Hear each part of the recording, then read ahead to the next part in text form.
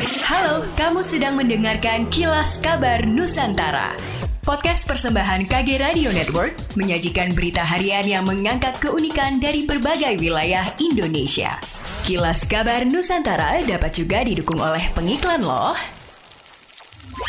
Buat kamu, para fresh graduates yang pengen tahu serba-serbi dunia kerja profesional, serta hak dan kewajiban karyawan dan perusahaan, yuk dengerin Podcast Obsesif, persembahan Medio by KG Media, hanya di Spotify. Kepala Balai Pelaksana Penyediaan Perumahan atau BP2P Sulawesi 1 Rekila Hope menyampaikan, pembangunan hunian tetap bagi korban abrasi di pesisir pantai Amurang Kabupaten Minahasa Selatan tengah bergulir.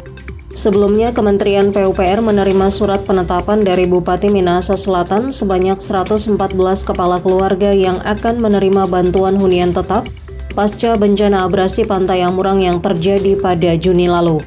Adapun pembangunan 114 rumah tersebut akan dilakukan bertahap dan tahun 2023 telah ditetapkan sebanyak 81 unit akan dibangun. Saat ini pengadaan unit rumah hunian tetap sedang dalam proses mobilisasi dan persiapan, termasuk pengadaan unit rumah instan sederhana sehat atau RISA. Pembangunan unit hunian tetap menggunakan prototipe RISA yang telah dirancang tahan gempa sehingga diklaim lebih aman. Secara keseluruhan, Kementerian PUPR akan membangun 114 unit rumah bagi korban abrasi pantai Amurang dengan skema tahun jamak atau multi-years.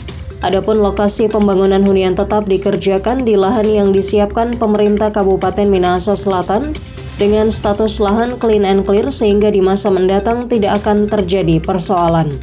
Badan Keuangan Daerah atau BKD Kota Pontianak bersama Satpol PP Kota Pontianak yang tergabung dalam Tim Penerbitan Pajak Daerah atau TPPD Kota Pontianak menerbitkan sebanyak 16 reklame berbagai merek. Reklame dari berbagai jenis seperti neon box, papan reklame, dan lainnya disegel dengan spanduk maupun stiker bertuliskan reklame ini belum membayar pajak. Tim penerbitan menyisir sejumlah titik lokasi di Jalan Katulistiwa, Panglima AM, Patimura, MT Haryono, dan Profesor M. Yamin. Kepala Bidang Penyuluhan Pengawasan dan Pemeriksaan Pajak dan Retribusi Daerah BKD Kota Pontianak, Irwan Prayitno menjelaskan, penerbitan reklame yang mangkir dari pajak ini merupakan kegiatan rutin yang dilakukan TPPD sebagai upaya optimalisasi pendapatan asli daerah atau PAD, terutama di sektor pajak reklame. Penerbitan ini, lanjut Irwan, bertujuan untuk tertib pajak daerah sekaligus untuk mengoptimalkan PAD. Menurutnya, tidak sedikit wajib pajak atau WP yang masih membandel dengan memasang reklame tanpa mendaftarkan dan membayar pajak reklamenya pada BKD Kota Pontianak. Oleh sebab itu, pihaknya secara rutin melakukan patroli untuk menyisir reklame-reklame